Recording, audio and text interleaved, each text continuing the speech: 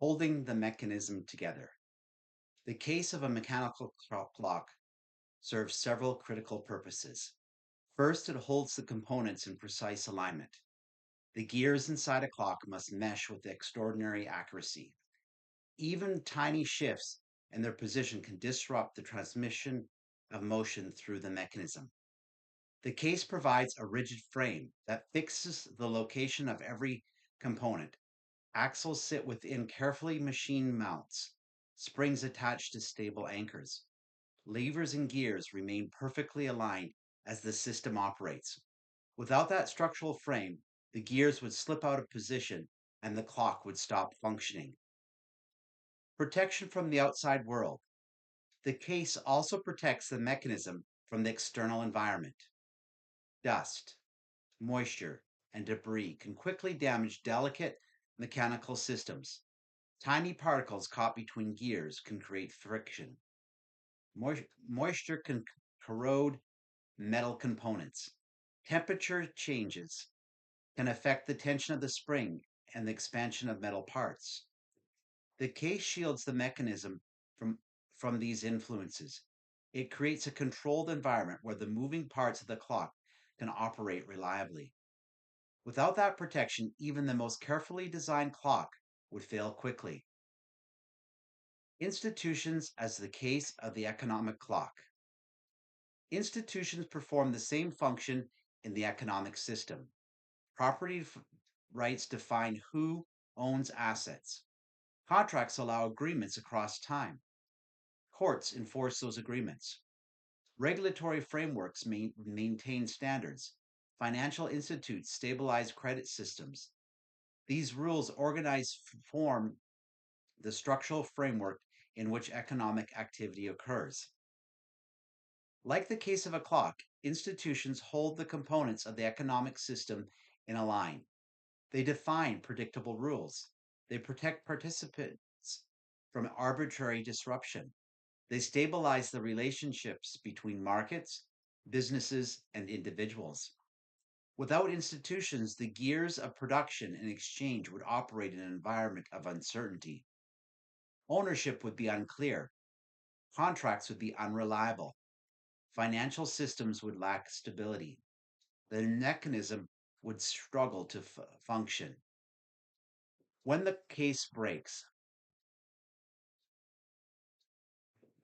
when institutional frameworks weaken or collapse, the consequences can be severe.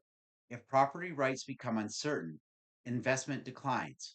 If courts fail to enforce contracts, businesses hesitate to enter into long-term agreements.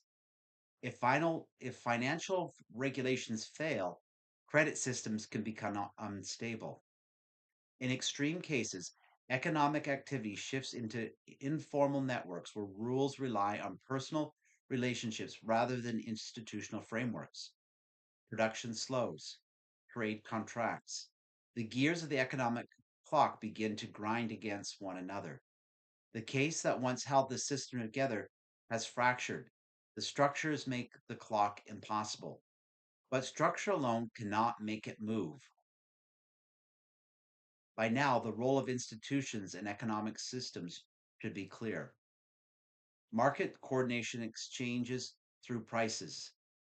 Business organization organize production. Financial systems allocate capital. Supply chains connect producers and consumers across vast distance. But none of these components operate independently. They function within a structure. That structure is built from institutions. Property, right, property rights define who owns resources. Contracts allow agreements that extend across time. Courts enforce those agreements when disruption arises. Regulatory systems establish contract standards that allow markets to operate smoothly.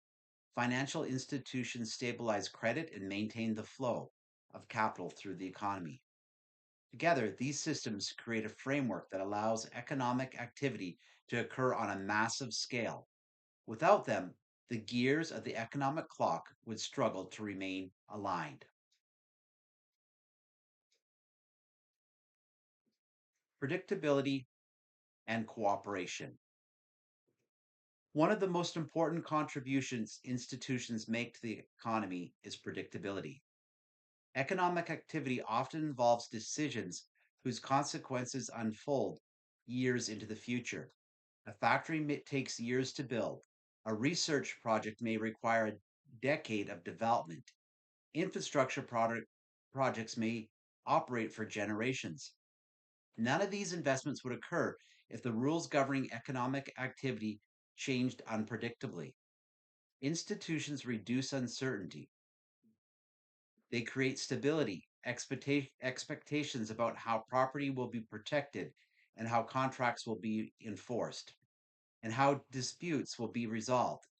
Because those expectations exist, individuals and organizations are willing to cooperate across time and distance. A manufacturer signs a supply agreement with a company on another continent. An investor finances a startup whose success may take years to emerge. A bank issues a mortgage that will be repaid over decades.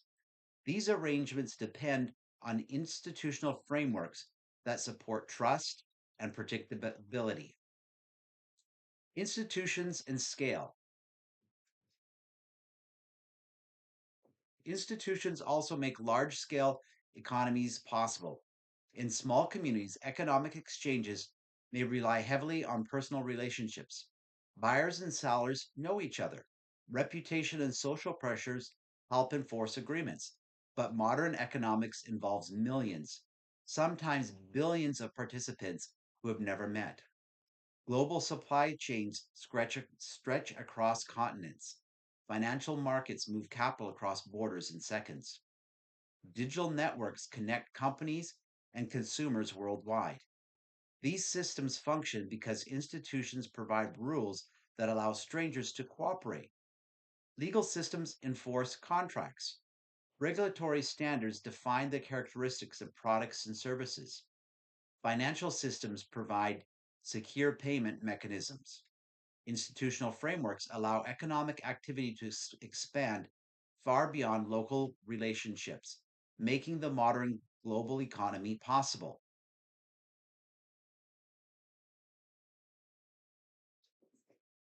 The structural framework, seen through the metaphor of the economic clock, institutions form the case that hold the mechanism together. Energy powers the system, production turns the gears, markets regulate exchange, finances stabilize motion. But institutions provide the structure that keeps all of the components aligned. They protect the mechanism from disruption.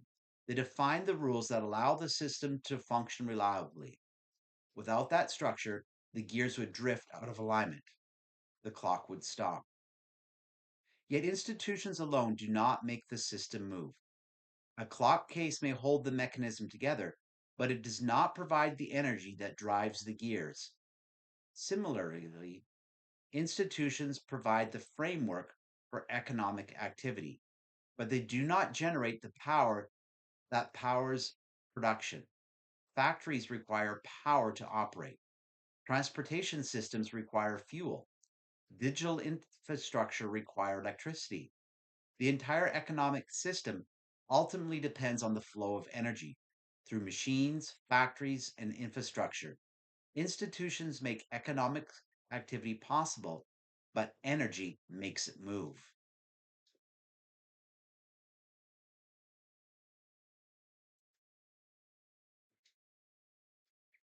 Part 2: Power and Motion. The physical foundation of the system. 3. The mainspring. 4. The gear train, production. Chapter 3: The Mainspring. Fire before sunrise. On a winter morning in 1784, long before the sun reaches the tops in Birmingham, a man pushes open the heavy wooden door of a factory and steps inside. The air was already warm. Inside, frost clung to the cob. Outside, frost clung to the cobblestone. The streets were quiet except for the occasional clatter of a cart moving through the darkness. The workers would not arrive for another hour. Most of the city still slept. but the factory was awake. Inside the building, the air captured the sharp smell of hot iron, oil, coal, smoke. A furnace glowed in the corner of the room, its orange light flickering against brick walls blackened by years of soot. Each time the furnace door opened, sparks leaped outward like a swarm of fireflies. A man stood beside the fire with a shovel. He lifted a scoop of coal and fed it into the furnace. The coal disappeared into the flames. Moments later, the building answered. A deep mechanical groan moved through the floorboards. Then came a hiss, then another. At the center of the factory stood a steam engine nearly 2 stories tall. Its great iron beams rose slowly into the air, paused for a moment, and then descended again with deliberate force. With each stroke, a piston drove steam through a cylinder, converting heat into motion, and the movement was steady, slow, unstoppable. Above the engine, a long iron shaft stretched across the ceiling. As the beam moved, the shaft began to turn. Leather belts hanging from the rafters tightened and started to spin. One belt turned a smaller shaft. The smaller shaft turned a set of gears. The gears began to drive machines arranged across the factory floor, lathes, spinning frames, stamping presses. Soon workers would arrive to guide the tools, feed metal into the presses, and adjust the machines as they ran. But in that moment before the sun had risen over Birmingham, the factory had already was already moving.